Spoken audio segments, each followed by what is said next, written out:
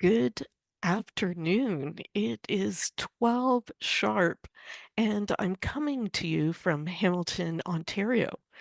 The community we serve at the Roundtable operates on the traditional and territorial lands of the Erie, Neutral, Huron-Wendat, Haudenosaunee, and Mississaugas, on land covered by the Dish with One Spoon Wampum Belt Covenant and by the Between the Lakes Treaty Number 3 of 1792.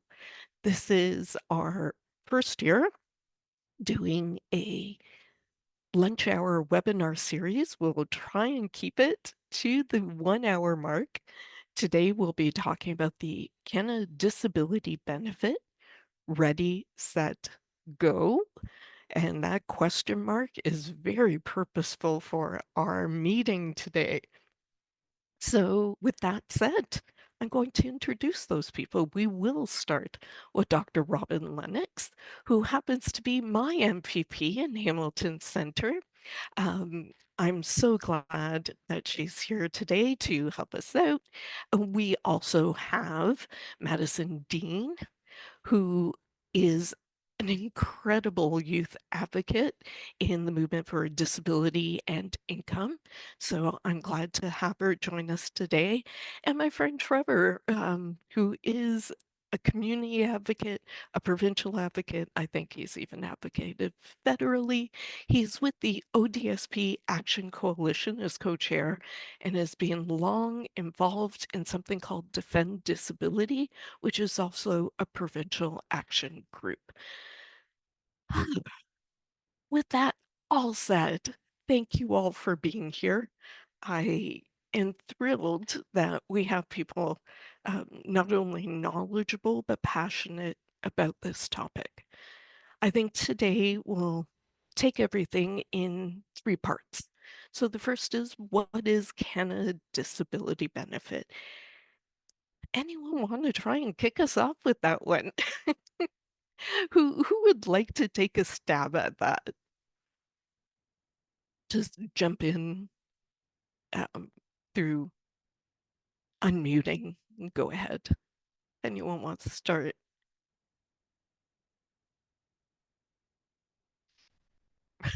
I Hi, I can Robin. start, Are but I you wanna I wanna make sure? sure the other speakers have an opportunity as well. Everyone So will. Yeah. great. So the Canadian Disability Benefit is through the federal government, and essentially it's a monthly income supplement to a maximum of $200 per month. That is income tested based on your total family household income and available to those who have qualified for the disability tax credit. There are a few other eligibility criteria, but generally it's trying to provide extra financial support to those who have qualified for the disability tax credit. Um, that is distinct from the Ontario Disability Support Program. So the Canadian Disability Benefit would be in addition. If someone qualified for both the Canadian Disability Benefit, they'd be able to receive that and ODSP without, importantly, without any clawbacks of their ODSP amount, which was very, very important. And I'm very glad that that was confirmed by the provincial government. Um, but I'm sure as we'll get into today, it's not so straightforward that every person who currently qualifies for the Ontario Disability Support Program would qualify for the Canadian Disability Benefit. Unfortunately, we have a variety of different definitions of disability used Yeah. in the different levels of government in the different support programs. And so the definition used for the Ontario Disability Support Program is different than that used for the disability tax credit. And there are experts around the table who could speak to this further, but typically I've considered sort of the definition of disability that you need to meet for the disability tax credit to be among the most restrictive. That's just something to keep in mind as we're helping people sort of navigate through which benefits they may or may not qualify for. Thank you for that. That's a great kickoff. I'm going to sort of tap on Madison's window here because I know when we talk about what it is, and we're talking about additional income over and above ODSP. What does that mean to you, Madison? I mean, for me, I'm just coming out of being a student right now. I'm just becoming fresh out of high school. And to me, having an addition like this, while impactful, if I'm going into the future workforce or schooling, it is still not enough to make a huge impact on my life. And that sounds wrong when you say it outwards like that, right?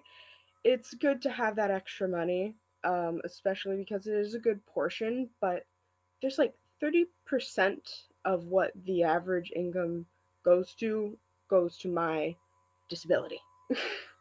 That is good for things like handling when I have a need to repair my wheelchair or something, but long term, with all the loans from school adding up and all of that, it doesn't affect as much as I wish it would, you know?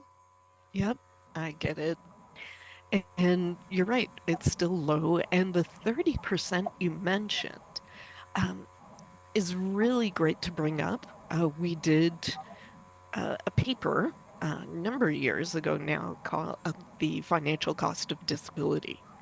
And one of the things we mentioned are things that are not covered by ODSP. As a young adult, you may not qualify for ODSP depending on the incomes of your parents living with you. It gets complicated. And then what do you do with all those costs?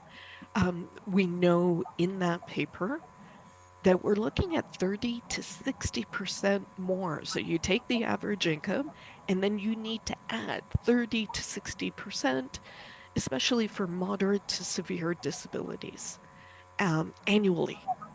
So $200 is not 30% more of an average income in 1 month, let alone a living wage or a basic income that's based on the poverty line. So really scary stuff um, when we look at people trying to make ends meet. Trevor, I'm sure you have something to say about what this benefit is Mhm. or is trying to be. Um, and then we'll talk about access after, but please Sure. give me your thoughts. Um, well, we sort of mentioned that it's going to be based on like household income. Um, and that's it's in other words, it's a means tested benefit. Um, and the threshold um to qualify for the benefit, you can't have more than $10,000 per year in income from earnings. Compared to ODSP was increased like about a year ago, was increased to $1,000 a month earnings exemption for the person that has a disability. That doesn't apply to spouses or partners. So those two things don't quite line up. I kind of wish they did. It would have made things a lot simpler.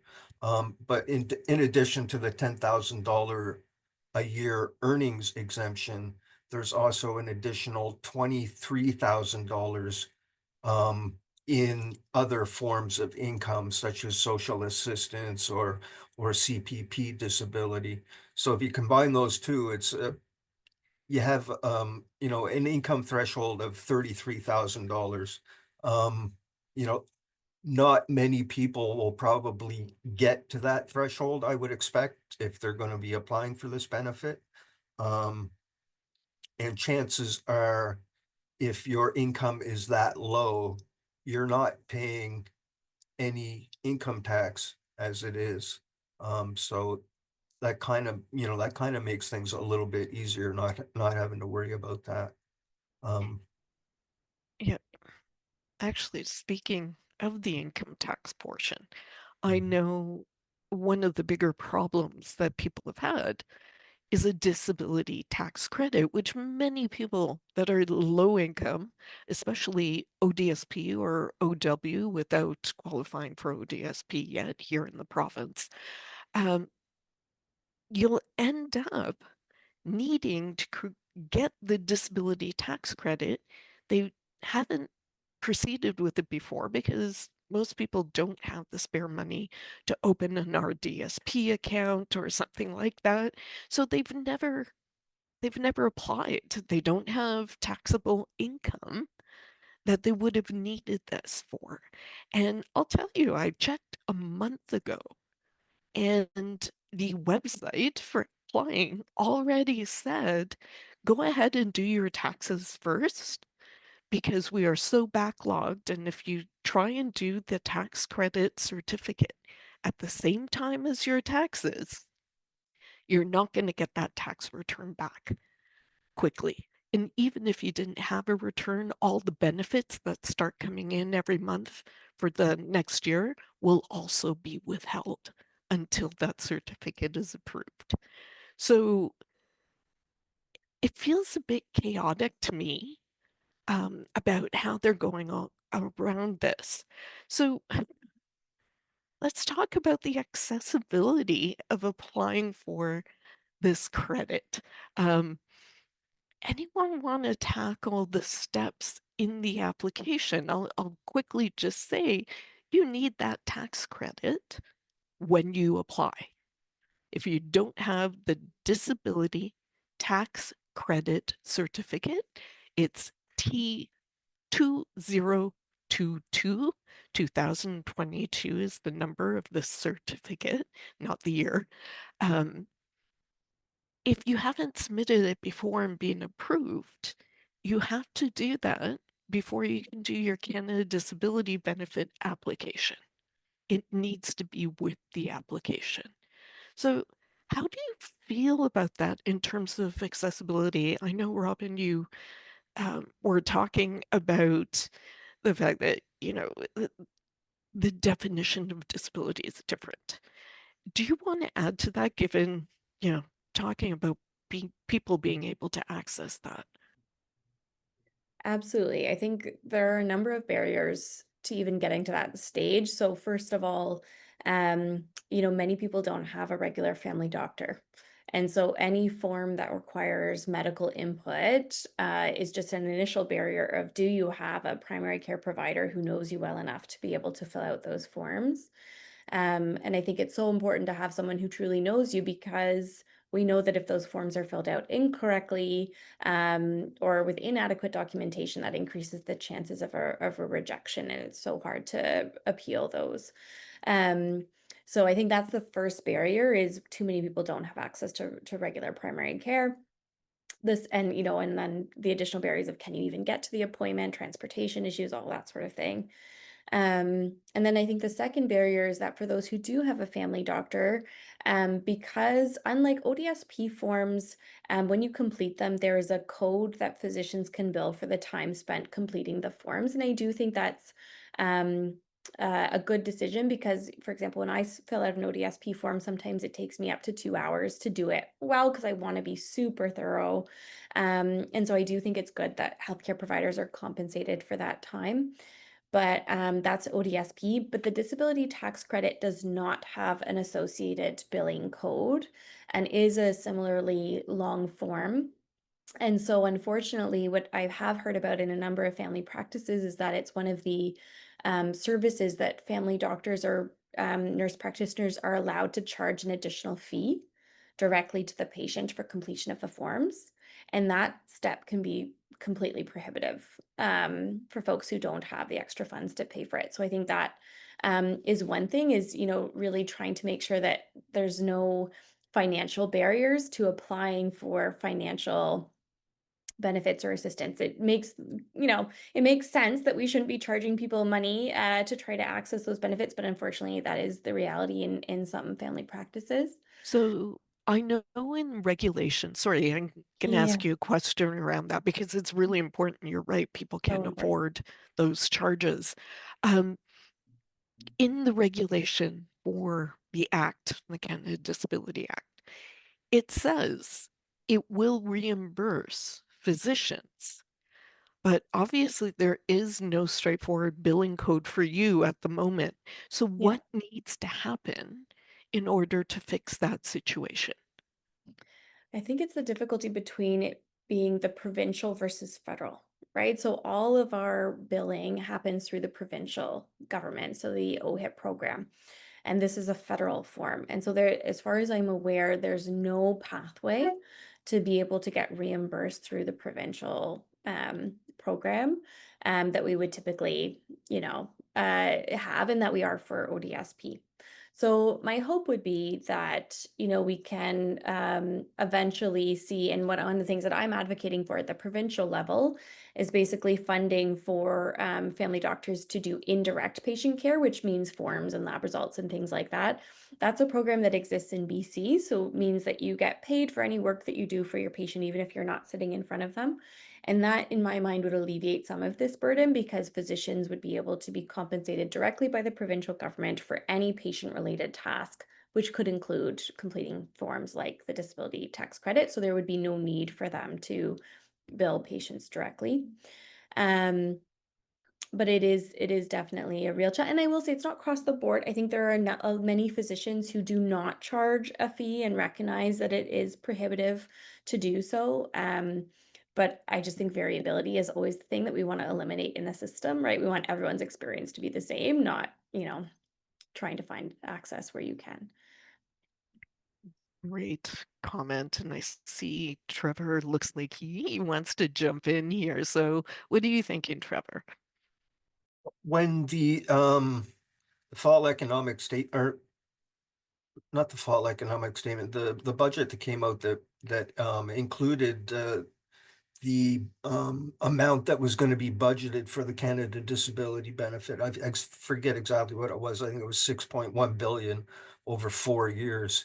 And there was also, I can't remember the exact amount. It might have been around 250 million, 249 million, something like that. I remember that was in the budget that indicated filling out the disability tax credit forms. So the federal government has budgeted that money, but there has been no information forthcoming about how to access it and how much physicians are going to be paid for this. Like it's already been mentioned here, there's over 2 million Ontarians that don't have a family physician or a regular doctor, somebody familiar with their medical history, which is really important to fill out these documents.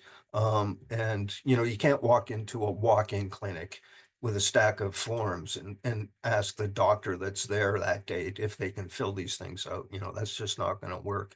I don't remember exactly, I applied for the disability tax credit like 9 years ago, and I qualified for it then. I'm not sure if the application has changed any since then. But I know that it takes, or it used to take anyway, a physician around 45 minutes to fill out the medical form. Something that I have done in the past with medical forms, especially if you're dealing with a physician that's not familiar with your medical history, is I would take it and I would fill it out myself.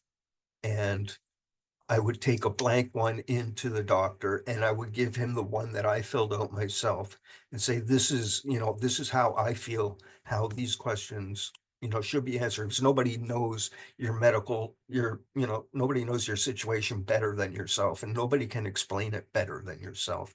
So I think it's important to, and when I did that and I brought in, my doctor really appreciated it. He said, wow, this is great, and he went through it. He didn't even use another form. He just left everything and anything he didn't disagree with, or anything he disagreed with, he just crossed out and put something else. But it was very few things that he did that.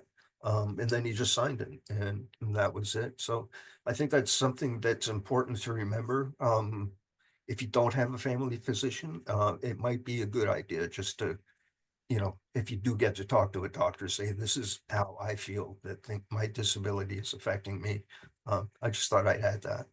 No, that's perfect because The application, the disability tax credit, if anyone has ever taken a look at it, you can download it at home, read it over, or print it if it's easier for you.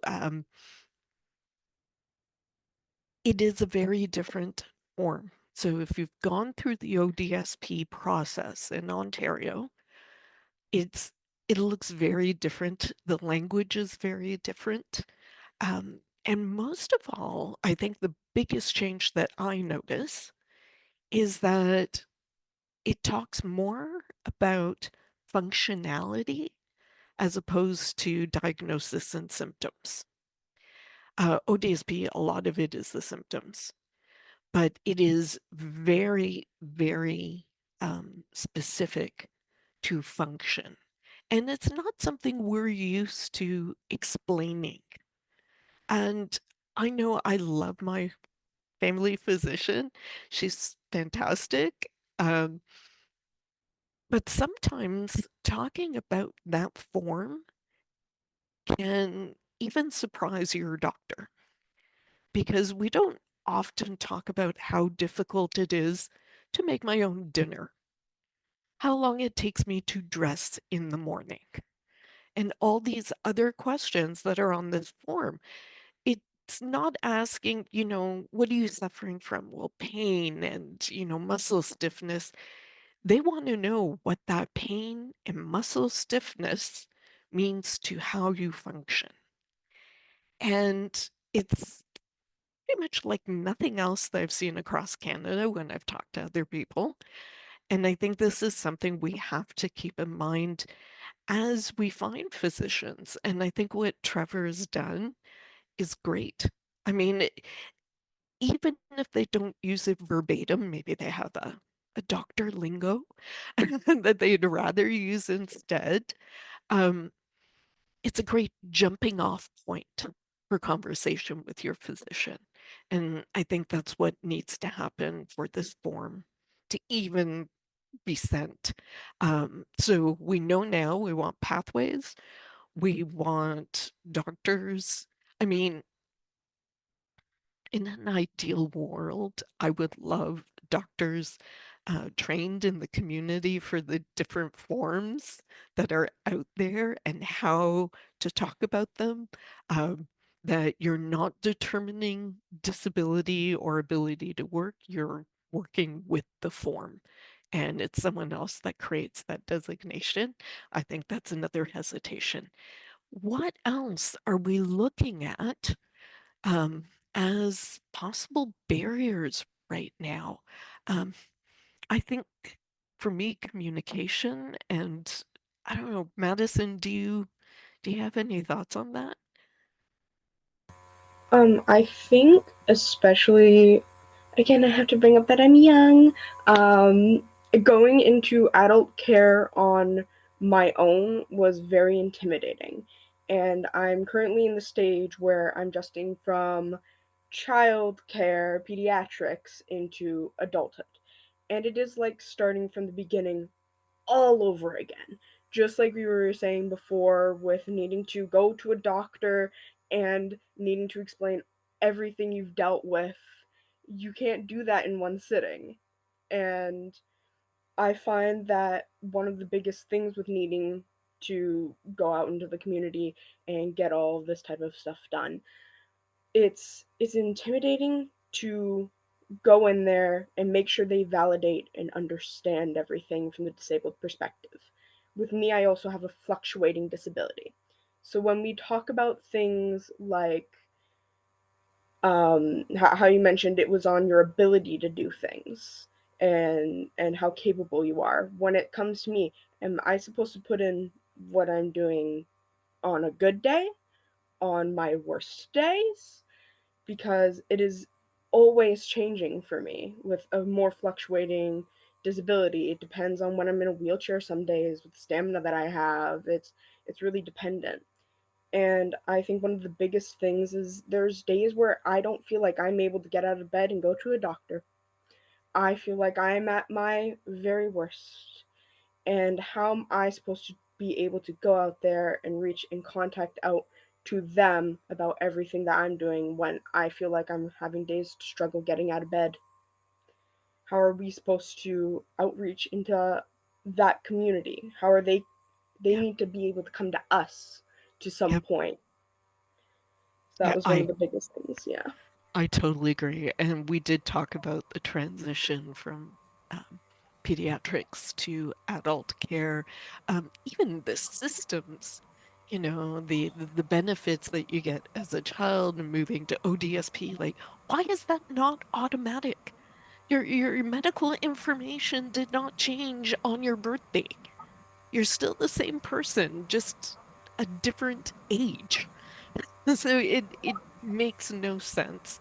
And you're right. I think more of a patient-centered approach would help. And one of the things we've talked about in Hamilton specifically is outreach. And what does outreach look like over, even the next year, going to residential care facilities and talking to people and, are they even aware the benefit exists?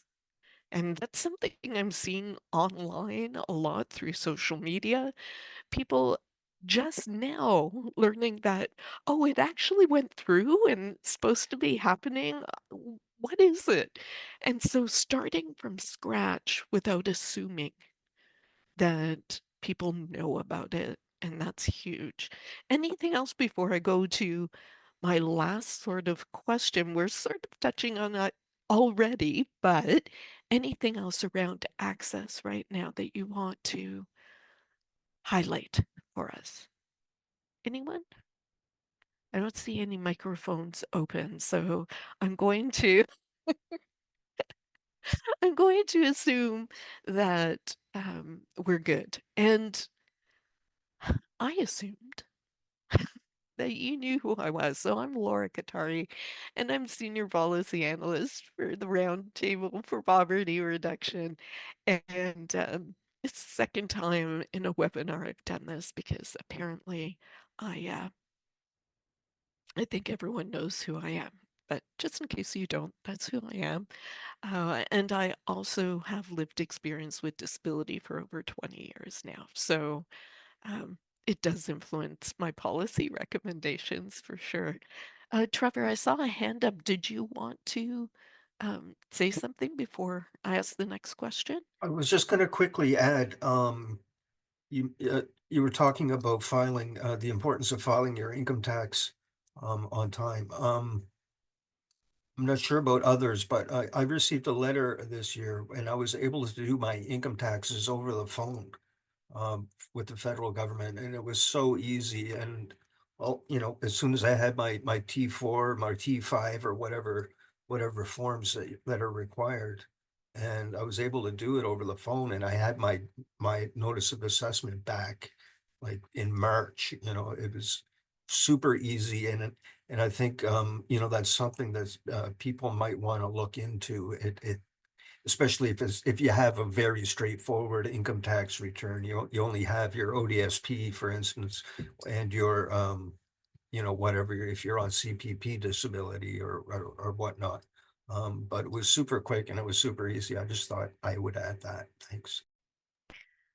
They did have that in the fall economic statement for sure. And I thought, oh, finally, you're going to roll it out to everyone with low income. Like, what took you so long if you know people have government income and that's their sole source?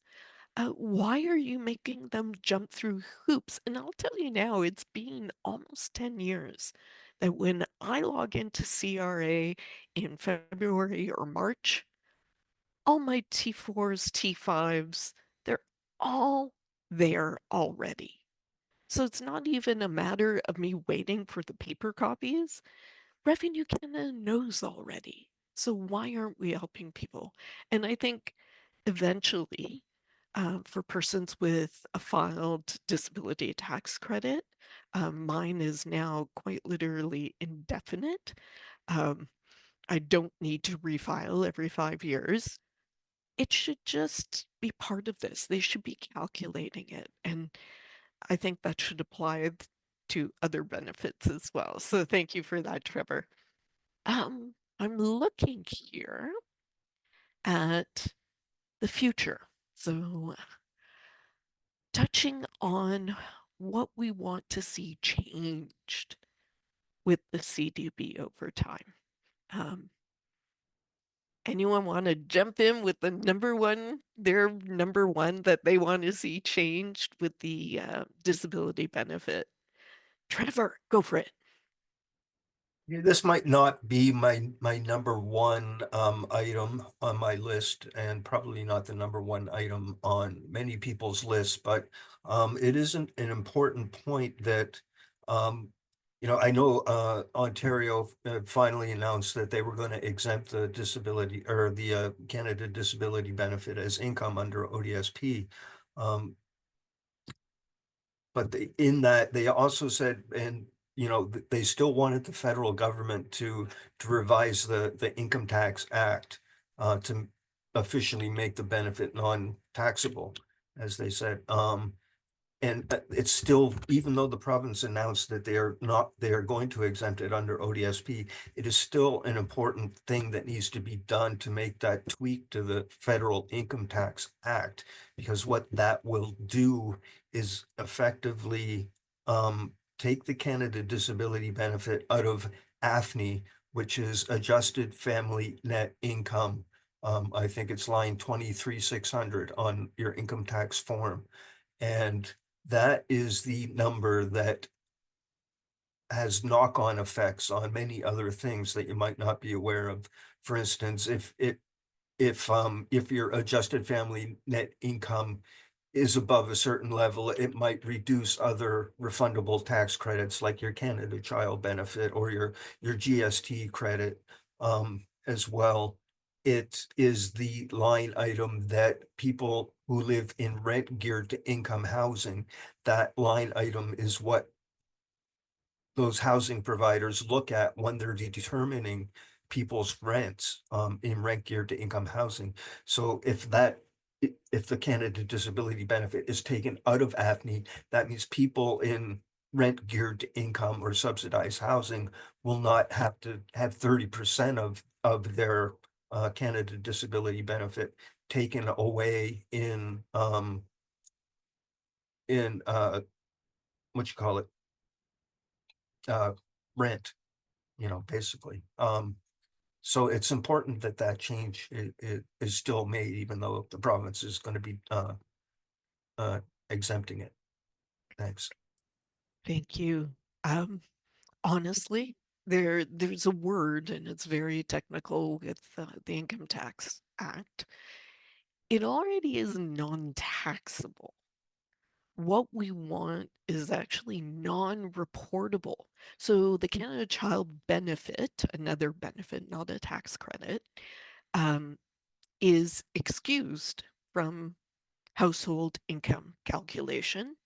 And we want the Canada Disability Benefit to do the same. We don't want anyone penalized in other programs because they get this extra $200 a month, because it will be clawback after clawback from other programs, and then people don't see the benefit themselves. And we don't want that happening, as well as tax credit calculation. If you're making, 12,000 a year in your part-time job, you really don't want the workers' benefit for disability to be clawed back because you get the Canada Disability Benefit. So, sorry, I'm being really technical and I'm going to stop because, there's probably other things to talk about. So, anyone want to talk about what you want to see in future with this Canada Disability Benefit? If you want to jump in, something we haven't touched on. I know for myself, a huge one is adequacy. Is it really moving people to the poverty line? Anyone want to talk about stuff? Or Trevor, go ahead. I think Madison had her hand up. I'll let her go first. Okay, great. Thank you. Madison, go for it. I think, as you said, it is not adequate to lifting, I think, even the average impoverished person out of poverty. The extra 200 does not fix the bare minimum of what it needs to cover for daily living. Even if it weren't for disability, which is absolutely an added factor, it won't be enough to fix the greater issue. This is not a permanent fix, not even a semi one. It helps a little bit, but on a greater scale, it doesn't fix the problem. It doesn't help those with disabilities enough to be able to make us more functioning within society. It's not permanent. Can I ask you a question about what you just said in your last sentence? Of course. About making us functioning in society. If you had a bit more money, what would you be doing in society that you can't do now? Do you want to talk about that? Yeah, I mean, I think one of the biggest things I'd be doing if I had more money to be able to be financially stable is be more independent. I have a lot of restrictions. I need at home care pretty consistently. I have personal support workers that need to come in. I can't move out and still be financially okay. It's just not plausible for me at any point, even with government assistance at this time. If I were to be able to get that extra financial help, I would be able to become 10 times more independent. I'd be able to get the assistance I need and be able to, be my own person. But there comes with so many restrictions when you don't have that, when you're stuck in the cycle of poverty. It's just not plausible. Thank you for that. I think people think of inclusion and, they're talking about going to events or, and those are, sorry, those are great things as well. But, to be able to move out like other people do, these milestones in life, it's so important to realize, just because you have a disability doesn't mean you don't want to become an adult by the same parameters that everyone else becomes an adult. So thank you for that. Great comment. Anyone else want to talk about the future of this benefit? So um, I'm going to go to Robin, if it's okay, Trevor, and then come back to you. Great. I'll very briefly, I was just going to echo, I think really it's the amount that I would hope to see increased over time. And I think we need to similarly see that at the level of ODSP, again, because ODSP, we can qualify many more people, right, in terms of the reach of that funding. And we know that the current amounts are vastly under where they need to be. So yeah, I would love to see sort of funding increases and increased funding support for people living with disabilities at both the provincial and the federal level in this benefit. Awesome. I have a comment on that, but I'm going to go to Trevor because I've made him wait too long. Trevor, please. I just wanted to mention something aside from adequacy, which is obviously a huge issue. We've talked a lot about the disability tax credit being a gateway to the Canada Disability Benefit, which is a huge barrier and something that we really need to expand upon. I know, like I attended numerous technical roundtables and briefings. I'm sure Laura, you did as well in the lead up to the Canada Disability Benefit. Numerous focus groups, watched all of the hearings through Sochi and Huma at the Senate and the House committees, and as the bill wound through Parliament.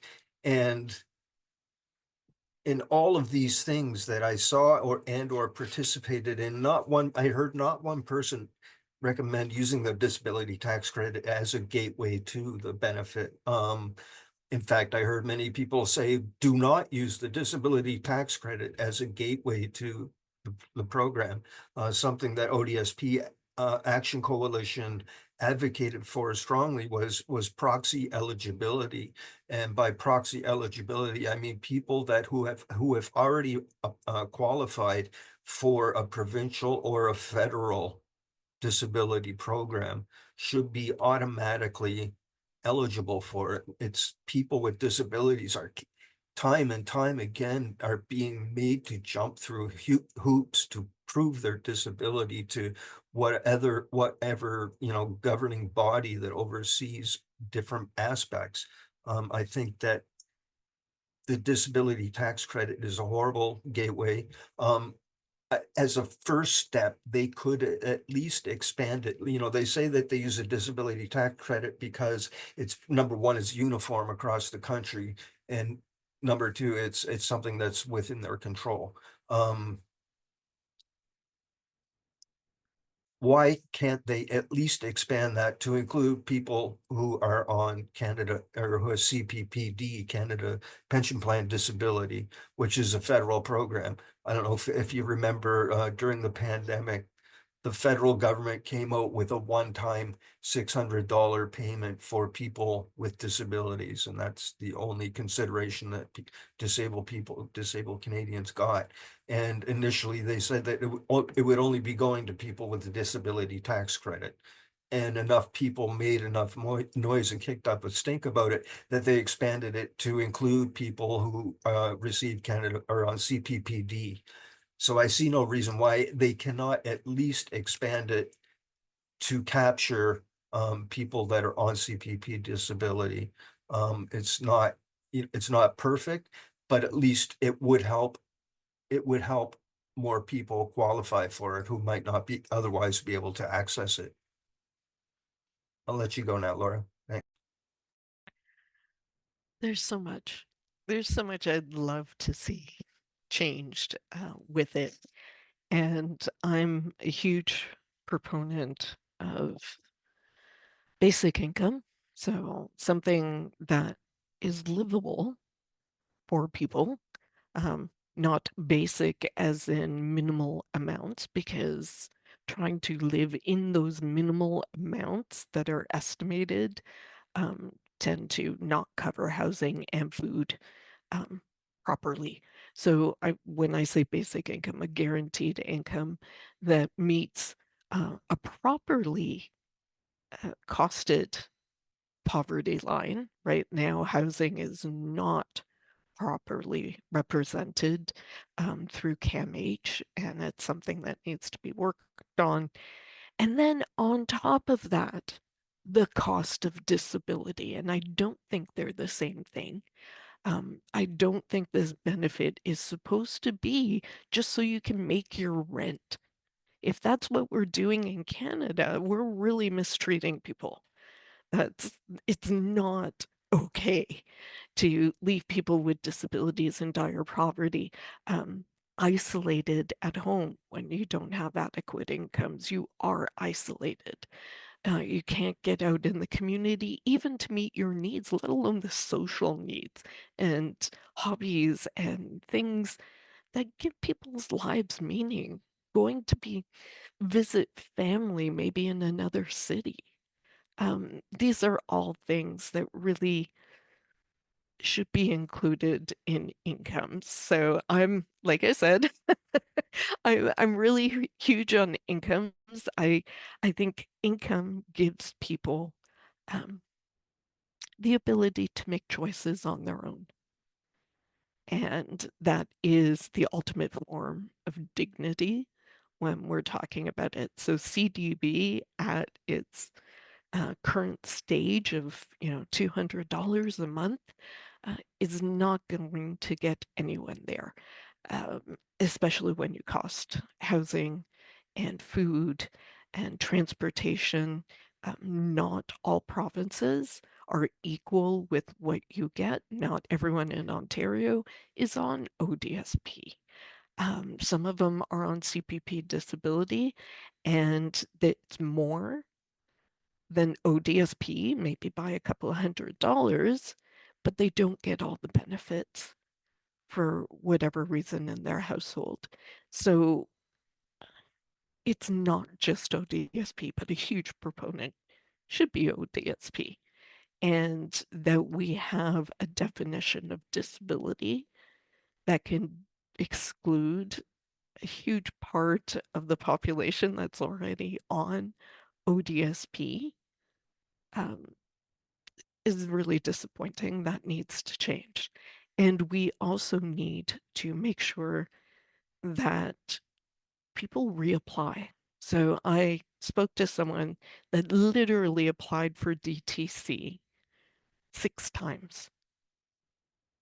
And let me tell you, it's not because they weren't disabled and suddenly became disabled. It's because they actually um, finally filled out the form in a way the government understood. And that's kind of ridiculous. Um, I'm looking to, uh, let me see.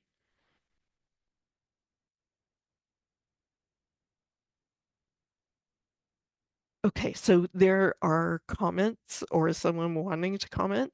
If you can just type it out, I'd be happy to just put it out to everyone. This will be made audio at some point, so being able to read it out is important.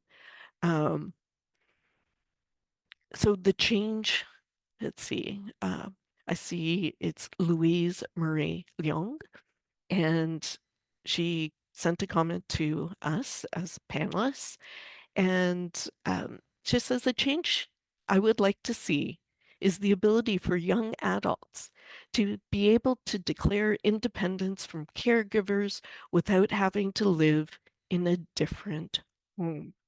And it's interesting because we talked about that when we were doing income security roadmap for change, that young adults in a home should be able to have their own case file, especially those with disabilities.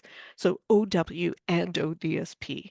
And she continues, my understanding is that a young adult is not eligible for ODSP if they're living with a parent, regardless of whether that parent is financially supporting them. Um, that's not my understanding. I highly recommend someone to your local um, community legal clinic.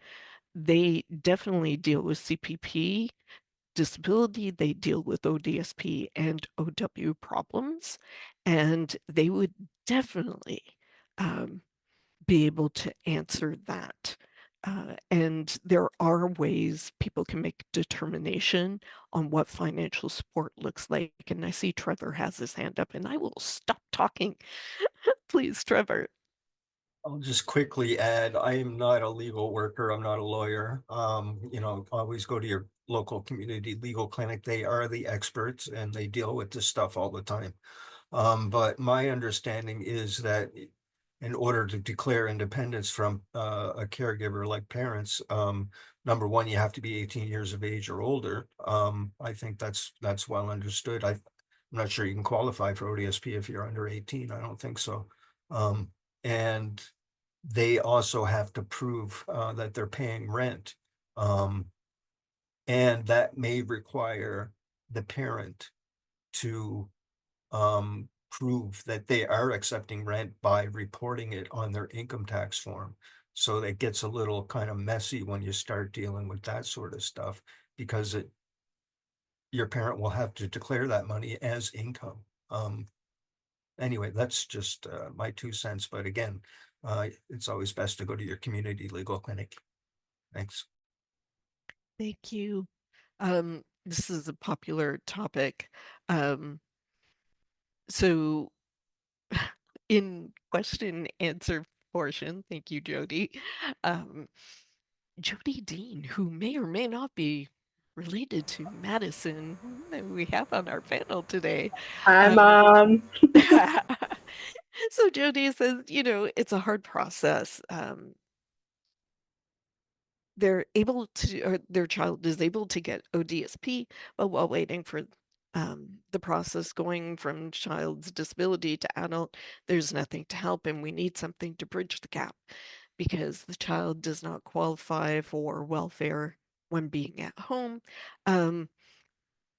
So it continues, we can now report rent as long as it's under the average rent and not be taxed. So there's some experience there. Again, no one here, unless they declare they're a lawyer, there through one of the legal clinics, we can't do guarantees.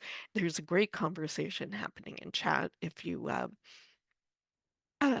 it, it would be helpful to read through, and so it's interesting stuff. It's and yes, Jody's it's her experience, and that's all we're doing. And I think there's power as people who either live with disability, care for a loved one with disability, people supports in the community, um, like Dr. Lennox, who's been out there that really do try and help patients get through all this stuff. Um, and sharing all this information is helpful, and we should do it more often, and we should do it in forums on social media, because I think with the Canada Disability Benefit, we're going to be hearing a lot of different things as most new programs roll out. Sometimes there's problems with it varying from region or whoever's looking over forms. Um, yeah, this doesn't end even though the portal opens June 20th. Apparently, they've sent out letters informing people if you already have a disability tax credit and your income threshold will meet eligibility. There's supposed to be a letter getting to you. Unfortunately, there's still a threat of a mail strike. So let's cross our fingers that that strike doesn't happen. I want people to be able, you know, even if it's a small group at first, at least these people to get through that threshold. I had a problem today trying to do Service Canada login. You need a PAC number. Well, I got my acceptance 22 years ago, and there was no PAC number back then. So there's going to be a lot of hurdles. And I think the best thing we can do is continue to help each other. In Hamilton, this is sort of my wrap up. I'm going to allow my panelists to put their hand up if there's something else. Okay, Trevor, you go ahead before my wrap up. I'll just quickly add, when the federal government announced that June 20th, it was going to be the applications were opening and so forth, there was a phone number on there, when they talked about the letter and stuff going out, but there was a 1-833 number to call, Service Canada, I assume. And I was surprised I got through relatively quickly. Like I didn't wait on hold for more than 30 seconds. And that was a question I had, was whether people who have a My Service Canada account will be able to apply for the benefit through their My Service Canada account. And she said that that is something that they're looking at maybe doing in the future, but it's not something that's going to be immediately available. And it might be worth adding that even if you are supposed to receive a letter and you don't receive it, you're still you can still apply for the benefit without the letter. It's just a few more hurdles. The having the letter with the code will kind of give you like the express lane, but you can still apply for it if you don't receive the letter. That's all. Thanks. Thanks, Trevor, and thanks for the clarification. I just saw another statement that I can respond to. ODSP is tied to inflation. The annual amount comes out the end of July every year instead of the start of the year like CPP disability. It's just all over the place. And Ontario has announced that they will not do cutbacks to ODSP for getting the disability benefit. So they're not going to take off the $200 a month, which is great news. I still want to see the feds make it non-reportable. So anyone with social housing, RGI, rent geared to income, is not going to take, that's not going to be taken out of their amount to pay for rent. Same with childcare expenses. If you have a disability and you have a child, we don't want any of those calculations changed either. So I'm going to wrap up. We only have 4 minutes left. I want to say one thank you so much to this active chat, which is amazing. I love seeing that. And our panelists.